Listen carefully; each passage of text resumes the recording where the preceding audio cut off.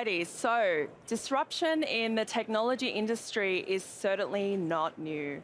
It's defined our eras, our generations, and it's a very big part of our DNA.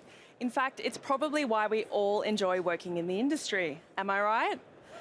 Disruption, by very definition, is radical change to an industry through technological innovation. The technology part is really key, and we're shaping so many industries. True disruption is not something that you can be part of, it's happening. So you better get on board or be left behind. As we reflect on the disruption of our industry over the last few years with the emergence of AI, one thing's become really clear. That's the human touch, which is more important than ever before. And that's why coming together in forums like this, as women of Cisco, is really important, because it provides us a chance to connect, to learn, and to grow, and to come together so we can all thrive in the AI era. UNESCO acknowledges that we stand at a crossroads. There's an opportunity for all of us to reshape the way we do things so we can have an equal seat and an equal opportunity to leap ahead. And that's true of all of us, and especially women. So, how are women leveraging disruption to leap ahead? Today we have some powerful stories from some amazing women who will talk us through how they've leveraged disruption in the past to really thrive. And I'm looking forward to bringing on our panel. But before I do, I just want to say a huge thank you to the Telstra team for sponsoring this event today. So let's bring on our panelists. Let's make them feel welcome. First up, we have Mary DeFasocchi, our SVP and Chief Sustainability Officer for Cisco. Welcome, Mary. We also have Nika Waters, Enterprise Digital Transformation and Partnerships Executive for Telstra. Loving the energy, let's keep it going. We have Alexis Ewing, Executive Director for Infrastructure Services for Senatex. And last but not least, Nairi Adamian, Director for Solutions Engineering for Asia Pacific, Japan and Greater China for Cisco. Welcome, ladies. Let's have a seat. How are we going? We good? Very good. Yes. Wow, it's a bit different from this morning rehearsals. Yes, the seats are very full with smiling faces. So thanks for coming, everyone. And I know there's lots of smiling faces on the broadcast as well. So let's get started. Mary DeFasocchi is our first Chief Sustainability Officer at Cisco ever, all the way from New York. And because I'm the first, I always say I'm the best because there's no one to compare me to. Yeah, that's good logic. That's good logic. So, Mary, can you tell us a bit about your career, how you started and where you got to where you are? So I've been with Cisco for over a quarter of a century. We were and are the hottest tech company out there. Yeah. And I was part of a group called the Internet Business Solutions Group. It was a pro bono consulting group where we were helping all of our customers figure out how to use technology to really drive their business. And it was fascinating. I was working with Unilever on how to drive innovation. I was working with Metro Group in Germany on thinking through how they would use new applications. And I thought, could I take this learning and help everyone around the world? And so an opportunity came up in 2005, 2007. There was a tremendous hurricane off the coast of the New Orleans coastline in America called Hurricane Katrina. And Cisco did a tremendous response there. And so I went down with a number of Cisco employees, and we wanted to bring the community back. And the way we thought we would do that is put technology in the school systems. So for over 2 years, I lived down there in the community. It's part of Mardi Gras, and putting technology into the classroom, teacher laptops, interactive whiteboards. And that kind of led me from this concept of how do I think through business strategy into how do you actually deliver real progress on the ground. And that led me into social impact, ultimately into sustainability, and have had the honor and privilege of a lifetime to represent Cisco and our tremendous employees around the world. I think what really stands out for me in that example is that humans are really at the center of that technology innovation and connection which comes together, which is so important. Nika, tell us about your career and how you started. I know that learning a new language was a big part of it. I mean, talk about disruption. That was a bit tricky. Yeah, so thank you. Well, I'm Russian heritage, so I came to Australia at the age of 19. I was in my second year of studying law. So I'll tell you, it's a bit tricky when you come to a new country. You leave your friends, your dog, and a boyfriend at the time, no regrets. And you come to a new country and you don't speak any English. So it was my mom and I moved, and I really wanted to go back and study law. But it is a little bit tricky to study law when you don't speak language. So I got myself a job. So I was working for a large government department and in a legal system. And I started to sort of working, well, I started in the mailroom. So I was so good at folding letters, you know, licking envelopes and stuff. So I got promoted to filing. So, and I loved filing. Filing was amazing. The reason why it was amazing was because I used to, at the end of the day, I used to nick off, you know, some of their files and I'd take them home. I promise there were no murder cases, you know, just some parking offences and stuff. And I would sit at home until 3 o'clock in the morning. I would be translating those files, you know, from English to Russian to trying to learn the language. So I could go back and study law. So fast forward, I did eventually go back to law, to studying law, continued to working in a legal system. And after 5 years of studying, my moral compass kicked in. And I was specialising in the criminal law, and I decided that I did not want to be a criminal lawyer any further. So, and I was at the crossroads. I'm like, my mom was in tears, you know, going, oh my God, what are we going to do? You know, what are you going to do? So at the same time, the organisation was going through this massive restructure. So from the people, the systems, the processes, all the org structure. So, and they needed some subject matter experts. You know, I put my hand up. I had nothing else to do. So, and that's how I started my career to what I know now is technology. So, and I continued to progress down the line and obviously had to retrain myself. Ended up moving into the consultancy. You know, I would go out and consult the businesses on, you know, the technology platforms they should be utilising, you know, depending on their purpose and everything else. So now, fast forward a number of years, I've got a really cool gig at Telstra.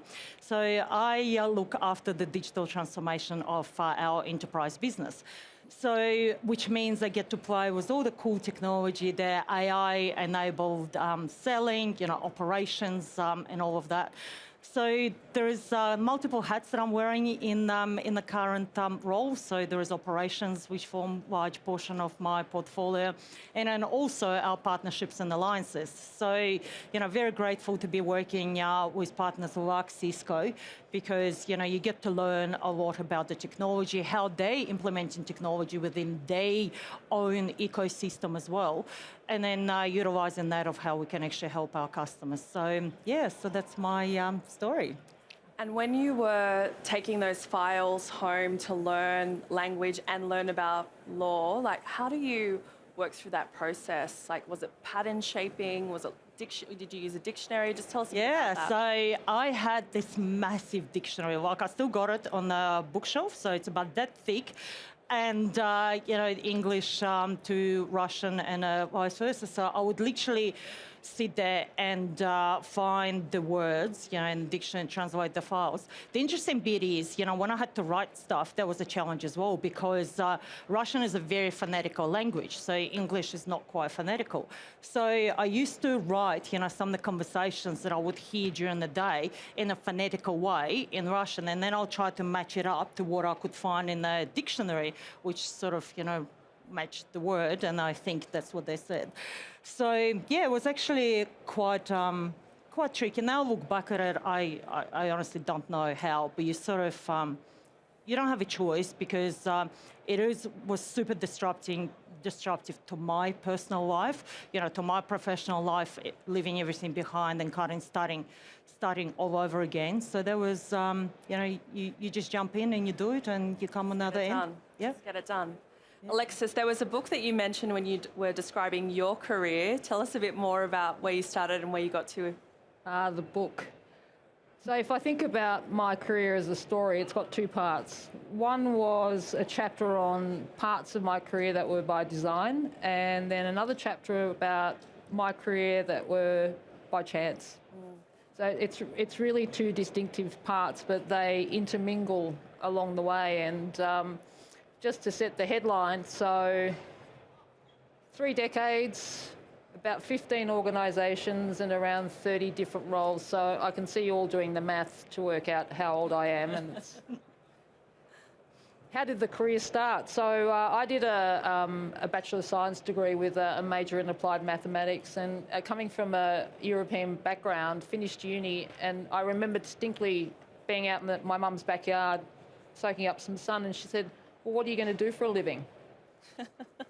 And when you put something out to the universe, I got this phone call literally the next day saying, hey, there was a bank running aptitude tests for trainee programmer positions. And for those of you in the younger generation, that means application development today. So I went along, and somehow I was successful. And then within a day, I got a phone call saying, I thought, oh no, they're ringing me already. I haven't got the job. They said, we want to trial something new. We're running the trainee program, so a graduate program. We want you to run that program for new entrants. And I thought, that sounds amazing, but I don't know anything about IT. But I quickly learnt that one of my character traits is, I'll just give it a go and let's see how it goes, and I'll ask for forgiveness later. So that was very early on in my career. So that went for a number of years. I became quite technical, became a technical lead, and then I was doing my Masters of IT, and one of the senior members at Telstra was a contractor at FlexCab. Hands up who worked on FlexCab. Thank you. I knew there would be some. He asked me why I was in a technical role and I should think about sales. And I think that was because I was so annoying and spoke to him so much that he thought I was a wasted talent. So just by him asking me that question, it set me on a different trajectory. I actually took it verbatim. I picked up, back in those days, The Age, a newspaper, and I found this sales role.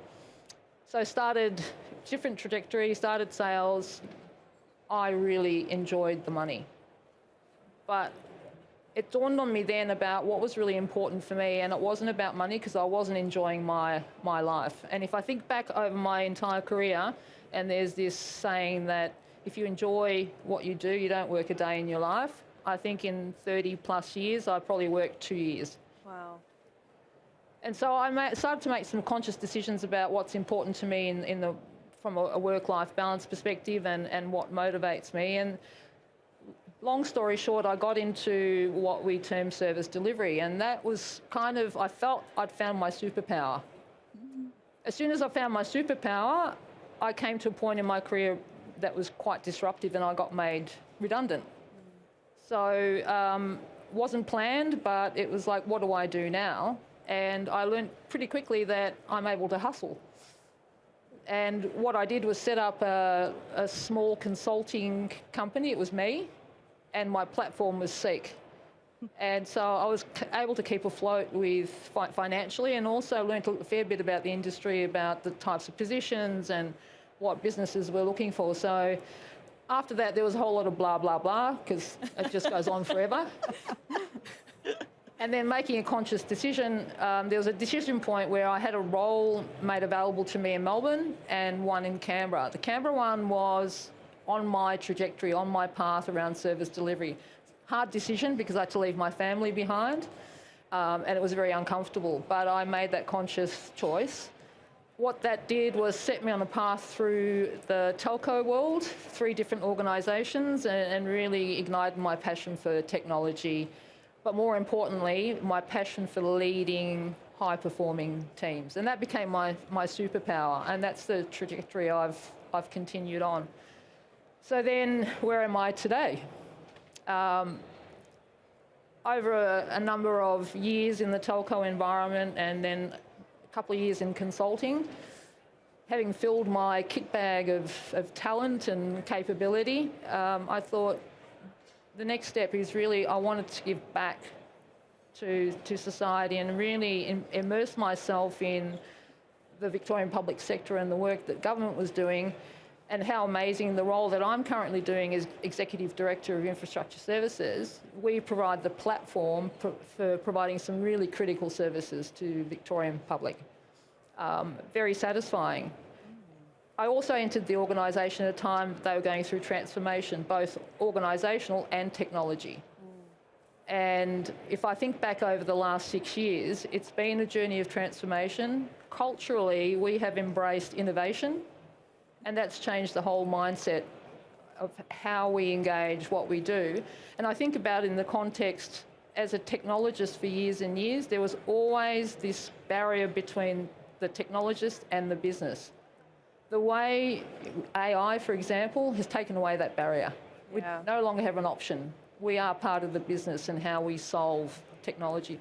So we've made conscious effort to create a tangible roadmap that takes people from a traditional way of thinking to being innovative.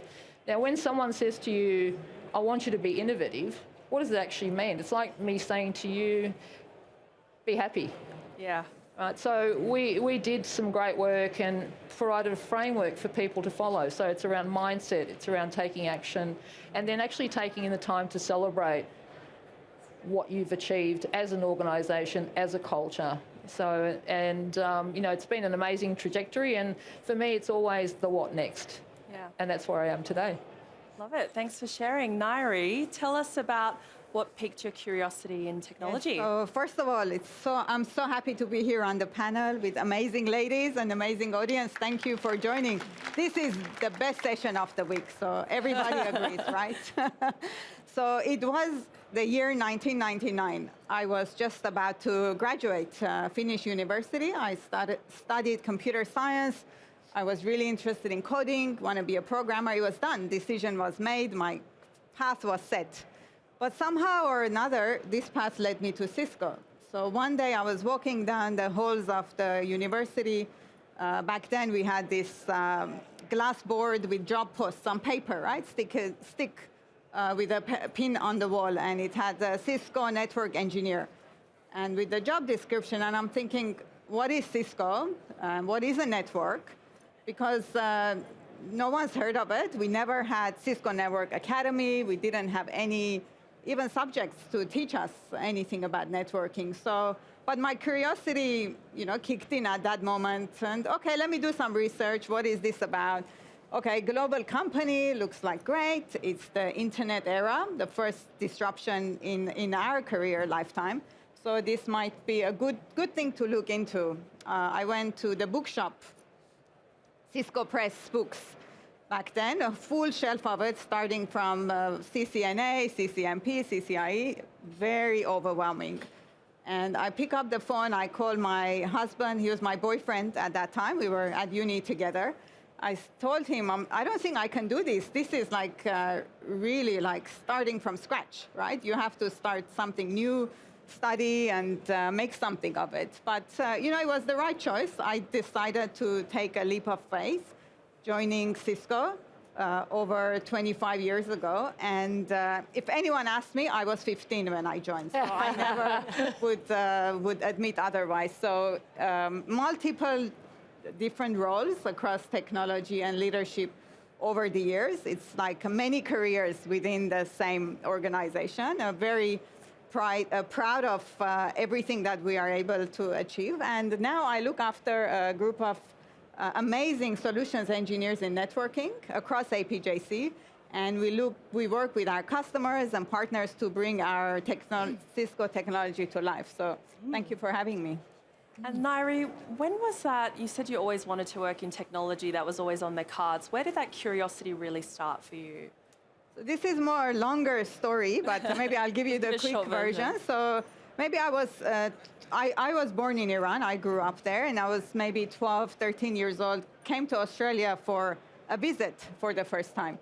And one of my relatives was in coding, programming. I got to experience computer for the first time. Never seen it, don't know what it is.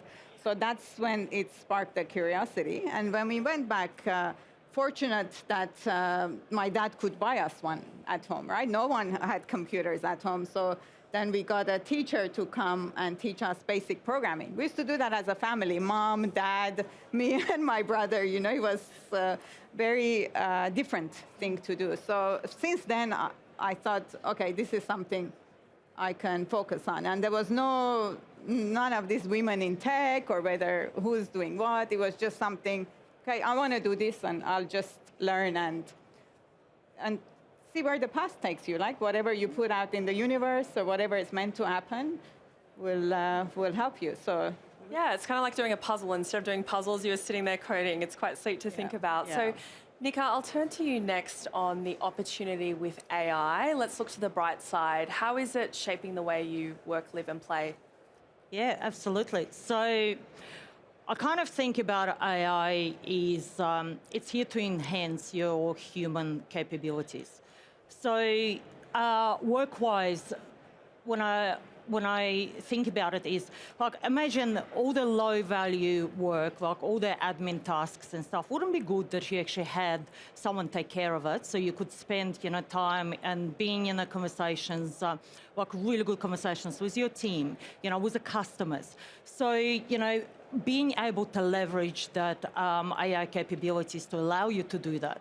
So I'll tell you a little bit of a funny story. So I'm reasonably new in this role, so a couple of months, and 2 weeks into my role, I get this ping, and they said, Nika, you've got 3 hours, and you've got to present to the CEO. And I went, oh, great, so 3 hours. They're like, yes. And I said, what am I presenting on? And they said, oh, your roadmap. So the roadmap of how we're going to digitize the entire enterprise business. So I was like, goody, okay, like we're going to do this. So there is a lot at stake here, obviously. I'm in the role for a reason. I want to make sure, that our team is, do a good job for our team as well. So in the olden days, this would have been a bit of a panic station. So it would have been like, call an emergency meeting. We'll all be sitting there with the power packs and stuff like that. So what I did do was, just got my sidekick. I knew over the last 2 weeks, my team and others sent me lots and lots of emails, with all the different capabilities, what are we going to be deploying in the future, so what we should be thinking about. So now I've asked AI to actually put a bit of a pack for me together of, what the roadmap is actually entails. So all I've done, I just, made one phone call, got my team together. We had a 5-minute conversation. I said, is that roughly what we're kind of looking at? They said, yes. So I turned up at the CEO's office presenting on our roadmap with a bit of a Nika touch over the top. So, and it was amazing because, those capabilities before, well, can you just imagine how many hours, and weeks they would have taken? When I think about your everyday life, I'm actually super excited of the use of the technology just around the house as well. So, wouldn't you love to spend more time with your loved ones, the families? We all want that. So, you already have your robotic, vacuuming and, stuff like that. But the one that I get really excited, that I can't wait for the days where there is an AI-enhanced laundry folding. Right? How cool would that be? And the one that also politely explains to you where the hell your all missing socks went. So that would be pretty cool, so that you can actually track all your family socks around the house. But look, on a serious note, I think it's an amazing opportunity. I don't think no one really knows what the future holds. But I think the curiosity and sort of jumping in and playing with the technology that is available is definitely the way to go. Alexis, it sounds like AI use in your team is very sophisticated. Can you give us a top-line view of what's new and what you're focused on at the moment? So it's sophisticated, and I'll tell you why, because the standard of writing in emails has magically improved. And I'm thrilled, and I'm hoping that my team has done a lot of training, and so they're able to articulate themselves a little bit better nowadays. So I'm very happy about that. But I think if you think about AI, what is it? It's a magnet for ideas. And it creates a platform that kind of normalises, regardless of who you are in the organisation, to have those ideation sessions and just talk about the art of the possible. And we never used to do that because we were kind of siloed into a particular way of thinking, and we were also limited by technology for many, many years. And as I mentioned before, that removing the barrier between technology and the business has been the biggest change that I've seen in our organisation. So, we've done some deliberate things to bring it to life. So we've set up an AI lab, and it's by name, but sometimes people need to touch something physically. So we bring customers in to have that ideation conversation. It's not about technology. It's not like how do we solve this, but what is your actual problem. And you find that articulation of a problem is where it all needs to begin to get a proper outcome. So, and we've taken AI, my team's taken it apart right down to the bare bones to start to understand it. And I don't profess to be deep into how it works.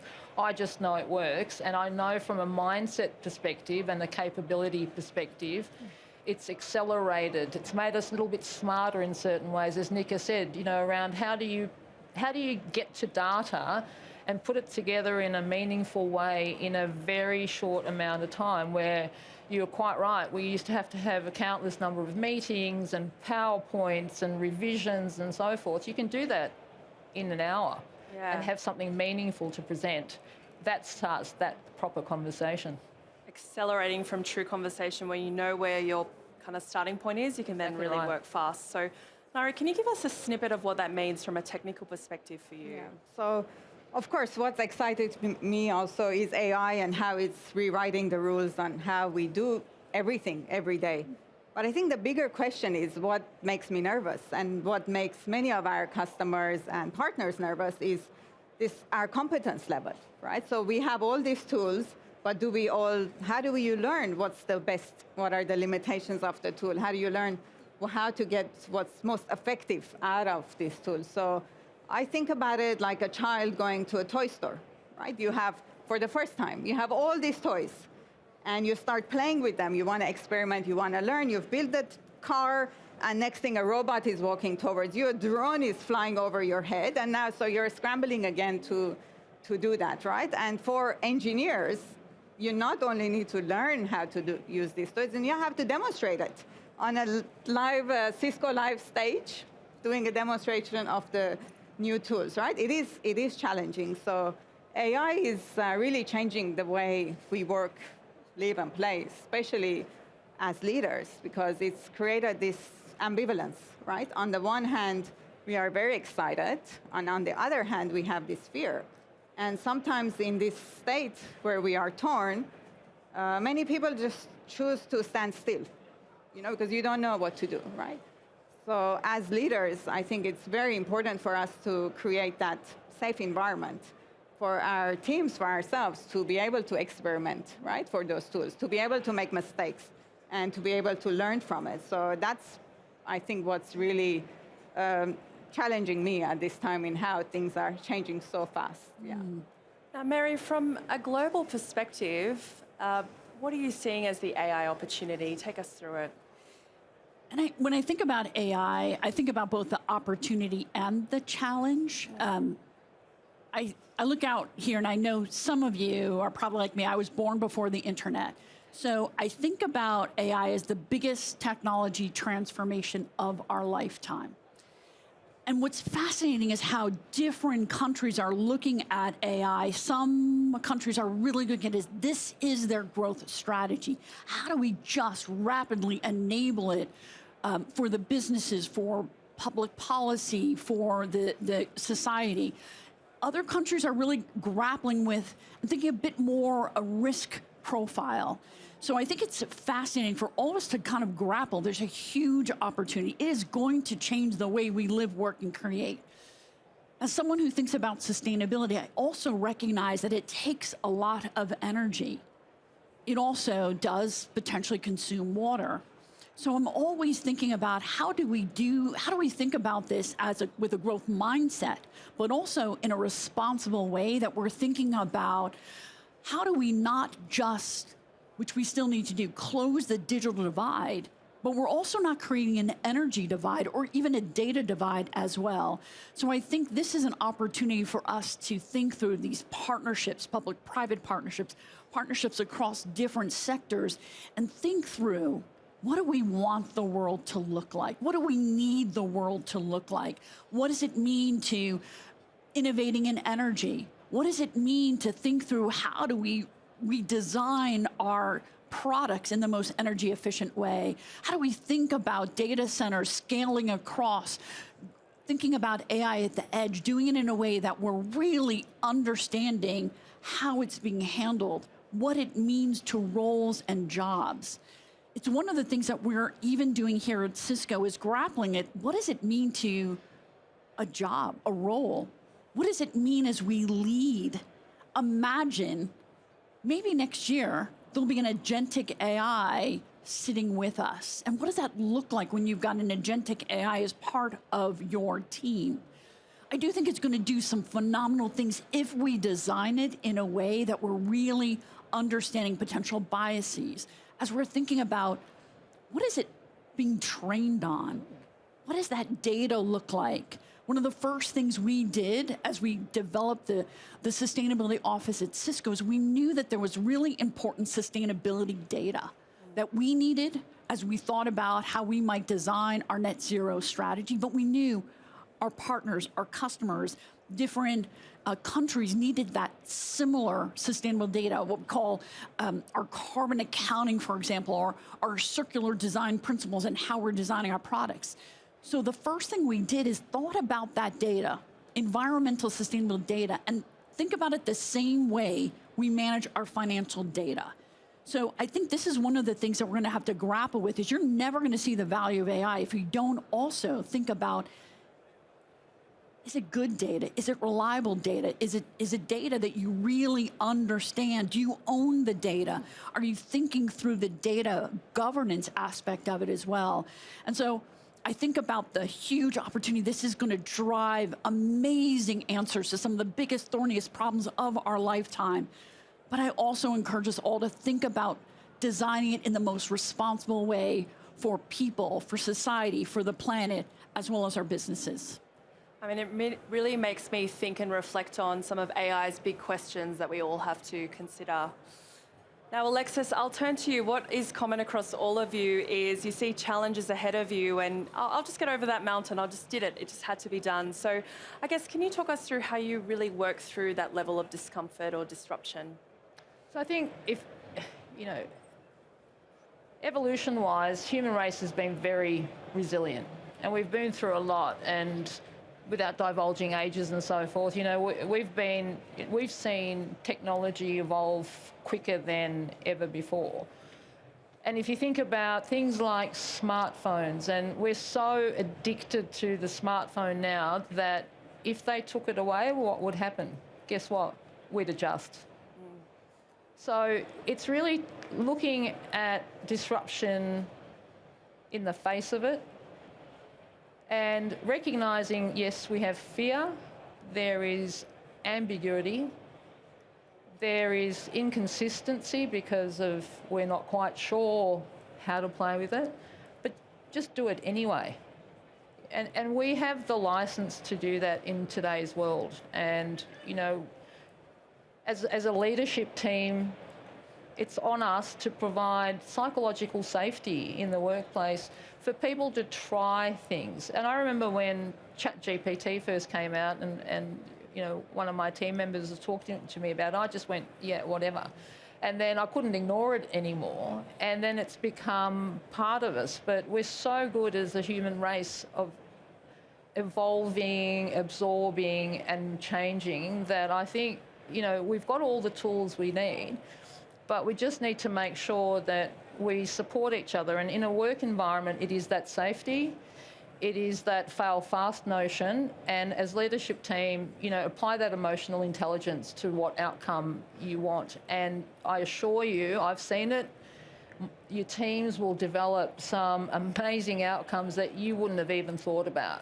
And it's there for the taking. So I'm very excited because it's a whole new way of playing, and we talk about how do you play with this. We've done things, like my team has.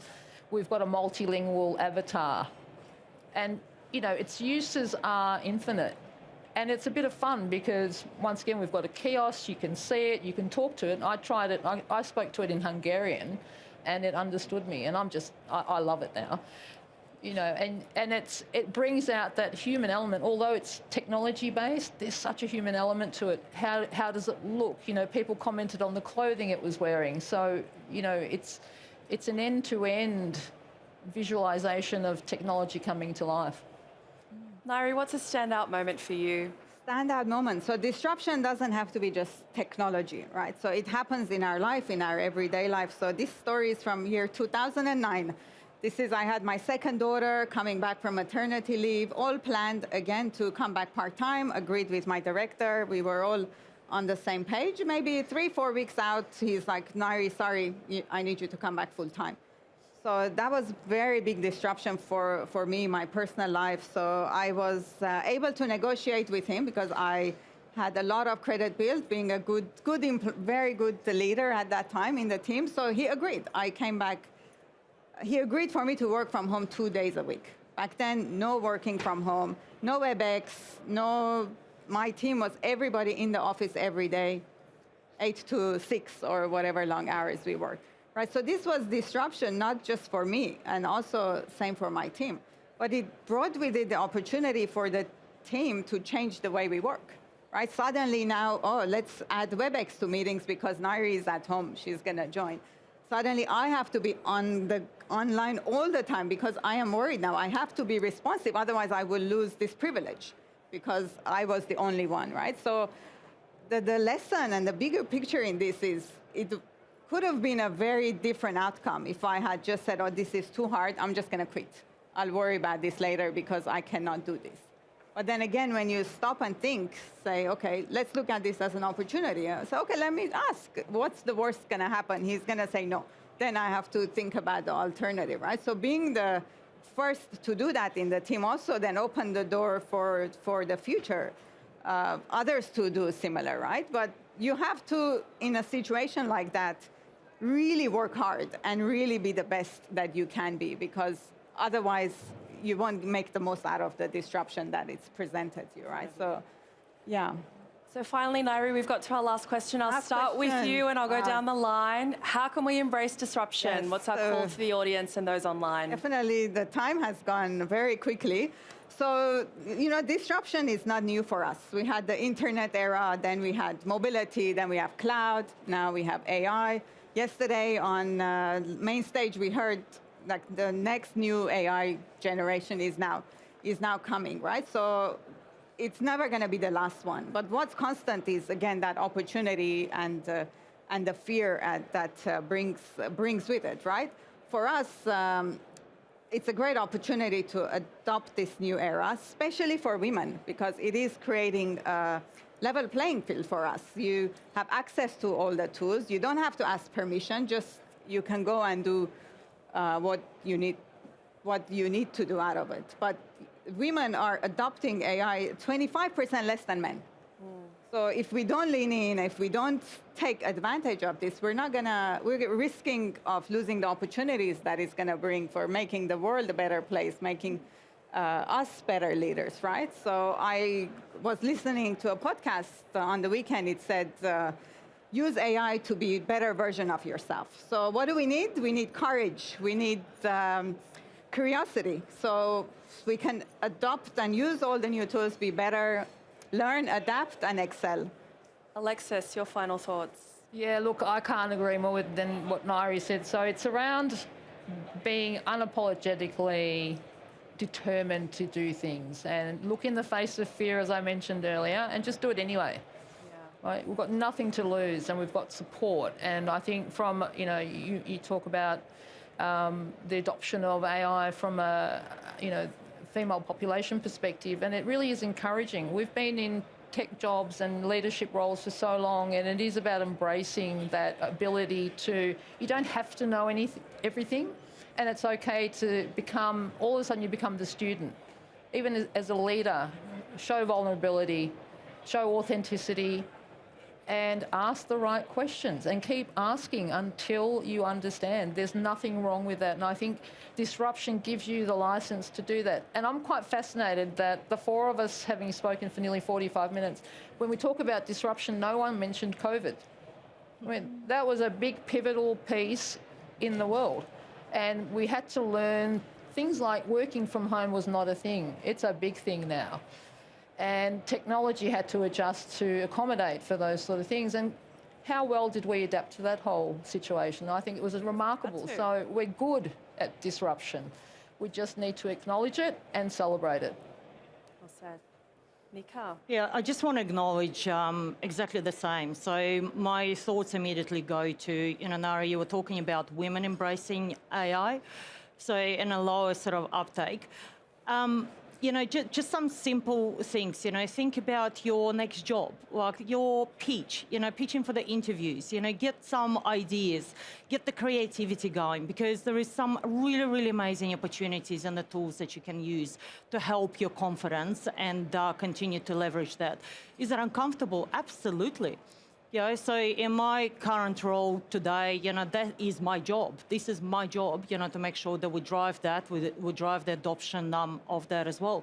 So, and the way that I think about maybe some practical advice here. So, we all have loved ones, we all have, families, whether that's, kids, pets. I'm not an exception. So I have a husband, so he's an audience, lovely babe. So 2 kids, a dog and a lizard was not my idea. Trust me, lizard was not my idea. But, but again, so I want to make sure that we actually spend, quality time as a family. So, and just trying to think about some mundane routines, of taking that away with the use of the AI. Go to your pantry, take a snapshot of your pantry, take a photo, put it through AI. It will come up with an amazing recipe for you. You can just whip up in the minutes. But, start thinking about that everyday adoption. And, the world is your oyster. So, yes, it's uncomfortable. But, all you can do is just continue to move forward and keep playing with that and be curious. So. I never think about disruption. I just see opportunity. Like, never before do we all have access to more information so fast, ever. The ability to pull together information that might have been only available to a privileged few. The ability to access a whole host of different tools that might show you a different way to analyze information that might then just change the way you think. I think for me, this is a huge opportunity. I know looking out here, there are probably a few of you that are going to start a new organization, new company, a new solution that we didn't even imagine before. And so I think this is the time for us to all start. It is once I think you see the value for just whether it's your engagement at home, whether you all choose to get a lizard, I think it is really up to each and every one of you. But I do think this is one to lean in. There's so much opportunity to just try. And as you try, you're going to start thinking about ways that it adds value to your life. And the more it adds value to your life, whether work or home, the more that you can help shape it as well. Well said. So today, we hope that this has given you a bit of inspiration for how you can leverage AI to leap ahead, whether in your pantry to see what recipes might be new, to bring your team along, to provide them some psychological safety so they feel safe to experiment and fail, whether it's in the networking space with a technical team or on a global scale where you're really shaping AI's agenda and the future that we want to see. I'd like to thank our esteemed panel for joining us today. Nairi Adamian, let's give her a round of applause. Alexis Ewing from Senatex. Nika Waters from Telstra. And Mary Difasocki, all the way from New York. Thank you for joining us, and we hope you enjoy the rest of Cisco Live. And thank you.